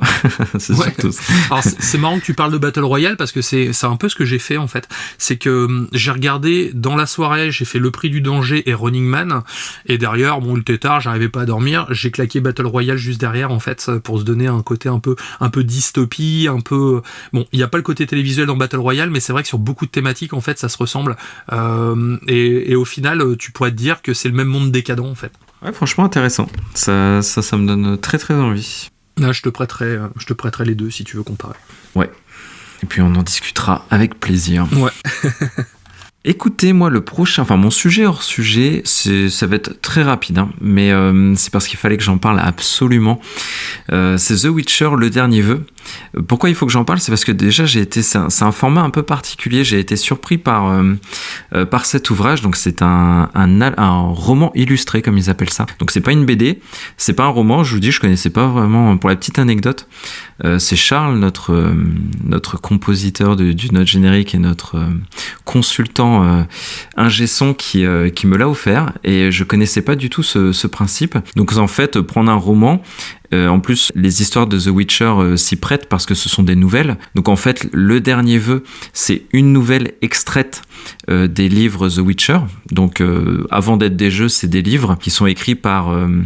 est-ce que je tente son nom ou est-ce que je le tente pas ? Je le tente et je couperai si c'est vraiment horrible ce que j'ai dit. Donc c'est Andrzej Sapkowski, l'auteur de The Witcher. Et à l'illustration, c'est Michael Bourgoin. Donc en fait c'est un peu plus grand qu'une BD en format, donc c'est un très bel ouvrage. Les nouvelles sont divisées en chapitres, donc ça c'était déjà comme ça dans les romans de l'auteur de The Witcher. Et donc il y a un chapitre sur une double page, et cette double page elle est illustrée en très grand format, donc c'est une seule illustration en double page qui va reprendre du coup les scènes décrites dans le chapitre. Donc c'est très très joli. Il y a trois ouvrages comme ça The Witcher, et j'ai vu du coup Kira, d'ailleurs j'ai oublié de te le dire, ils ont fait pareil avec Conan dans les mêmes éditions. Ouais, franchement, et c'est vraiment joli. Je te montrerai, je posterai des photos de l'ouvrage sur Facebook et Twitter. Et donc c'est un peu une nouvelle mode. Et donc là on se retrouve avec donc la nouvelle du dernier vœu. Donc je vais vous lire rapidement le synopsis de cette nouvelle. Je vais la faire avec un petit peu d'ASMR, vous allez voir, ça va être trop mignon. Donc alors qu'il s'adonne à une paisible partie de pêche, donc Gérald et Jaskier, Gérald le héros de The Witcher et Jaskier c'est son acolyte barde, libère accidentellement un djinn enfermé dans une amphore. Donc le djinn dans l'univers de The Witcher, c'est pas un pantalon, c'est le génie d'Aladin en gros, hein. C'est plutôt, enfin c'est un être maléfique quand même, mais qui a le pouvoir de réaliser des vœux. Et donc Jaskier n'a pas le temps de formuler son premier vœu, qu'il est tout de suite agressé par la créature, parce que je me dis c'est un peu maléfique hein, quand même cette entité. Et donc il est blessé, et Gérald le transporte dans la ville la plus proche qui s'appelle Rind, et on lui conseille, comme c'est une créature magique qui a blessé Jaskier, Gérald est obligé de le soigner avec des formules magiques curatives. Du coup les villageois lui disent ça tombe bien, en visite dans cette ville il y a une magicienne qui s'appelle Yennefer. Et là donc pour les personnes qui connaissent The Witcher, connaissent Yennefer. Donc pour ceux qui ne connaissent pas, en fait Yennefer c'est une sorcière dont le destin est étroitement lié à Gérald de Rive, le héros. C'est une magicienne un peu ambiguë qui est qui est très égocentrée, qui pense à sa popularité avant tout et qui a l'appât du gain, mais en même temps qui va très régulièrement croiser la route de Gérald. Déjà ce qui m'a plu dans cet ouvrage, c'est que c'est vraiment, les illustrations sont magnifiques, le gars a beaucoup de talent. C'est un dessinateur qui est scénariste aussi de bande dessinée qui est basé à Lyon. Ce qui m'a beaucoup plu aussi, c'est que sans le savoir, c'est ma nouvelle préférée. Donc j'ai lu tous les livres The Witcher, et la meilleure nouvelle c'est celle-ci, à mon sens, c'est le dernier vœu. Mais j'expliquerai pourquoi c'est une de mes préférées, mais elle est magnifique, il y a plein de rebondissements, et c'est une nouvelle qui a un très très fort impact sur la vie de Gérald de Rive. C'est-à-dire que si on doit lire qu'une seule nouvelle, en fait on doit lire celle-ci avant tout, parce que ça va conditionner énormément de choses, dont la relation avec Yennefer par la suite. Ce qui m'a pas déplu, mais le petit inconvénient, c'est que l'ouvrage est magnifique, il est très grand, mais franchement c'est tellement grand que c'est pas évident à lire. Donc ça c'est le seul petit reproche que je ferai. Oui. Ouais. Mais en conclusion, c'est une nouvelle qui est vraiment, comme je dis, charnière dans l'univers et dans la relation de Gérald de Rive et de Yennefer. Ça se lit très bien, c'est en 56 pages, mais en fait il y a très peu, c'est un chapitre par double page, mais ça laisse surtout de la place aux illustrations, et il y a assez peu de lecture. Ça se lit franchement en 2 heures. En 2 heures c'est bouclé. C'est magnifique, et comme je disais, c'est une nouvelle qui regroupe tout ce qu'on fait de mieux dans l'univers The Witcher. Il y a de l'humour, il y a de l'action, et c'est très très poétique. Surtout la fin, elle est d'une poésie folle. Il y a un aspect aussi très très dramatique dans leur relation à Yennefer et Gérald que l'on découvre à l'intérieur de cette nouvelle. Il y a un tel impact sur tout l'univers de The Witcher, c'est pour ça que je recommande très chaudement, donc soit de prendre cet ouvrage illustré, ou soit de lire simplement cette nouvelle qui est disponible un peu partout et qui est trouvable facilement. C'est comme je l'ai mis, c'est entre beauté et malédiction, c'est vraiment une petite merveille. Cette relation entre Yennefer et Gérald est basée sur beaucoup d'amour, du drame et de la magie, et ça fait que on se retrouve avec, à mon sens, une des plus belles histoires d'amour que j'ai eu à lire, en tout cas dans un univers comme celui-ci. C'est mignon. Exactement, t'as vu, c'est beau. C'est mon côté un peu sentimental. Faudrait que tu publies l'ouvrage, qu'on voit à quoi il ressemble. Ouais, je vais le publier parce que vous allez voir, c'est très très joli, et ça vous donnera en même temps la référence. L'éditeur c'est Bragellon, c'est trouvable assez facilement à la Fnac ou autre, à Fnac, Amazon, Cultura. Enfin bref, c'est vraiment, si vous aimez The Witcher, c'est facile à lire, ça se lit vite, et c'est très très beau. Ça me tente beaucoup en tout cas. Je te le prêterai. Si tu me prêtes le prix, on va faire un échange équivalent à la Full Metal. Si tu me prêtes le prix du danger, je te prêterai mon ouvrage, le dernier vœu de The Witcher. Et bah bon coup. Bon bah écoute, mon cher Kira, ceci clôture notre podcast. Tout à fait. Qu'est-ce qu'on peut dire à nos auditeurs pour clôturer ? Que c'était très intéressant, il faut continuer à nous écouter. C'est clair. On s'amuse bien à faire ça, à préparer les sujets, de quoi on va parler ou quoi que ce soit. Donc ça reste toujours une aventure passionnante et c'est vrai que vous êtes nombreux à nous écouter, on prend note de vos retours et j'espère que ça va durer encore longtemps.